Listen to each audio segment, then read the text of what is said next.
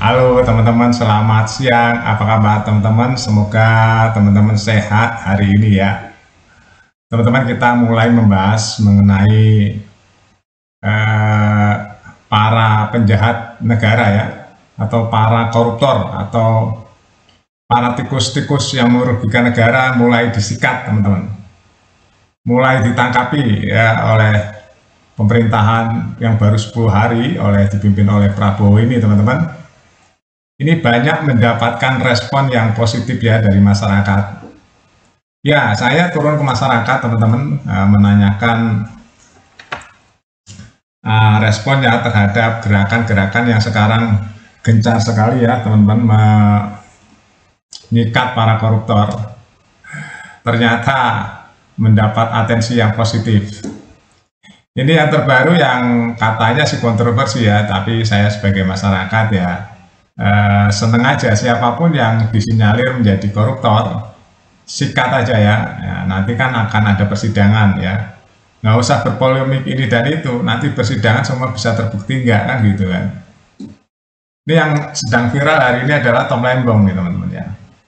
Tom Lembong ya, saya bacakan. Tom Lembong jadi tersangka kasus dugaan korupsi 400 miliar ya di 9 hari era Presiden Prabowo nih ya.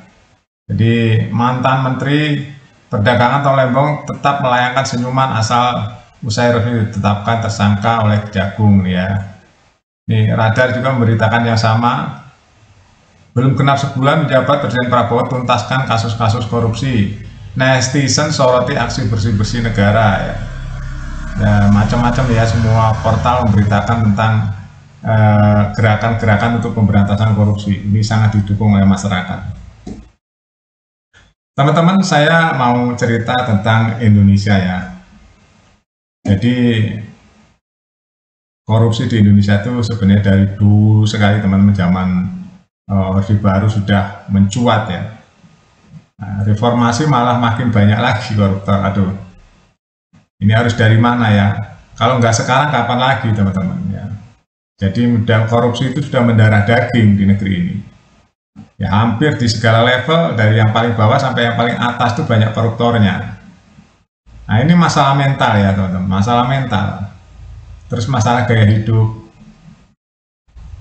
Jadi kalau teman-teman lihat tuh gaya hidup para pejabat ya, itu banyak yang hedonis kan, keluarganya gitu ya.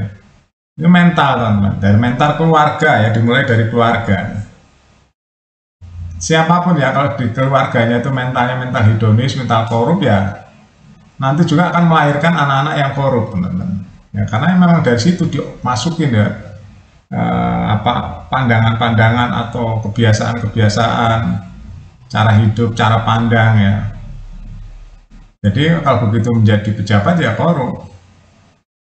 Makanya karakter, pembangunan karakter atau karakter building ya, itu penting sekali sejak kecil. Sebenarnya sudah terlihat ya teman-teman, karakter manusia itu dari kecil sebenarnya udah ada dari gen ya. Dari gen sebenarnya. Kalau orang tuanya itu benar-benar lurus, idealis, kuat gitu ya, biasanya anaknya nggak terlalu parah teman-teman. Biasanya ya. Kalaupun dia menjabat juga ya, dia lurus saja, nggak parah-parah banget gitu. Tapi kalau memang dari kecil sudah dibiasakan nggak memiliki rasa kepekaan gitu ya, tentang sesama makhluk, kalau mendapatkan sesuatu harus kerja keras. Kalau nggak dapat ajaran-ajaran itu ya akhirnya begitu teman-teman.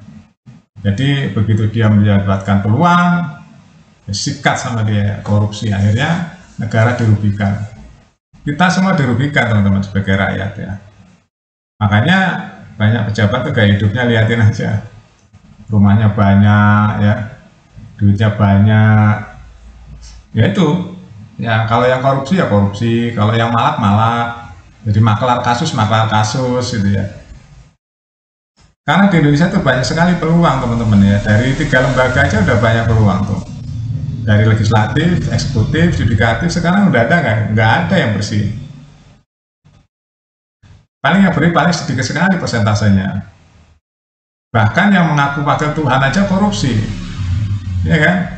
Kasus terakhir tuh yang mengerikan sekali teman-teman ya, 3 hakim Tanur tuh ya, itu yang membebaskan di Surabaya itu tangkepi hakim itu yang wakil Tuhan. Terus ada petinggi MA yang di dalam rumahnya ada uang 1 triliun coba. Uang cash kok 1 triliun, kan terlalu sekali ya teman-teman. Terlalu rakusnya luar biasa manusia, mau ngapain itu 1 triliun coba. Apakah habis duit segitu harus dimakan dengan wajar? Nggak habis teman-teman. Iya kan? Kok bisa-bisanya ya uang serakus itu? Padahal dulu dia dapat gaji dari rakyat. Masih membohongi rakyat, ya kan? Dengan menerima suap dan sebagainya. Ini kan penjahat-penjahat yang kronik ya, yang nggak bisa disembuhkan lagi. Dia udah masuk dalam satu lingkaran, ya lingkaran mafia. Jadi mafia itu banyak ya di Indonesia teman-teman ya. Ada mafia ini, mafia itu, mafia ini, klaster itu banyak teman-teman. Ya kan? Nah ini mafia pengadilan lagi, waduh. Yang di dalamnya terkandung wakil Tuhan, ya. Bukannya wakil Tuhan, ya ada wakil dajjal atau wakil iblis. Ya, jadi masyarakat sekarang ini tertipu oleh embel-embel hakim, katanya ambil banyak hakim, banyak yang bejat. Sebenarnya dari dulu ya, kalau kita menganalisa sebenarnya gampang loh. Duit 1 triliun itu pasti nggak satu kasus, mungkin ratusan bahkan ribuan kasus yang sudah terjadi. Berarti selama ini apa tuh yang terjadi di pengadilan-pengadilan? Iya kan? Malah 1 triliun dalam waktu 10 tahun, 12 tahun. Itu nggak mungkin 1-2 kasus, ratusan kasus, mungkin ribuan kasus. Berarti putusan-putusan selama ini ya fake semua. Yang kuat yang menang, yang punya uang yang menang. Iya kan? Nah ini benar-benar dari penjahat ya ini nih. Ya, membawa nama Tuhan.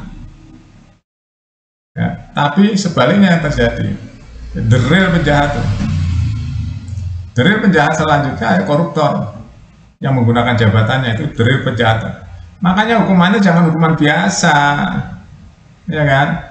Saya udah bilang ya sama teman-teman komunitas saya kalau olahraga gitu ya. Hukuman apa yang pantas buat koruptor tuh katanya? Yang pantas buat koruptor itu bukan hukuman biasa penjara, bukan. Hukuman ditaruh di lapangan, dibuka bajunya ya, pakai sempak kaca, panas dipanasin, hujan dihujanin, dilempari batu, dikasih semut ya, semut merah gitu. Biar malam, biar kedinginan, siang kepanasan, biarin aja gitu. Itu hukuman yang pantas buat koruptor. Karena negeri ini ya, yang rusak ya koruptor itu teman-teman. Semuanya karena koruptor jadi rusak. Ya. Mau keuangan rakyat yang diambilin, ya, yang dibohongin, ya, mau tatanan yang dihancurkan oleh koruptor, kepercayaan masyarakat hilang karena koruptor, investasi nggak masuk gara-gara koruptor, akhirnya negara nggak maju-maju, ulah koruptor teman-teman. Karena di situ ada kepercayaan. Kalau banyak koruptor, mafia hukum, ya akhirnya investor nggak percaya, akhirnya negeri nggak maju-maju, banyak pengangguran. Karena investor nggak masuk. Itu ya teman-teman, jadi investor itu harus benar-benar diberantas sampai akar-akarnya ya. Nih. Jadi saya benar-benar mendukung Presiden Prabowo ya untuk memberantas koruptor. Siapapun nggak pandang bulu. Oke teman-teman, silahkan komen teman-teman ya. Ini baru sekelumit ya. Baru sekelumit nih. Nanti kita bahas lagi yang lain-lain. Terima kasih. Pantau terus berita-berita terbaru di Buat Makan TV. Sampai jumpa.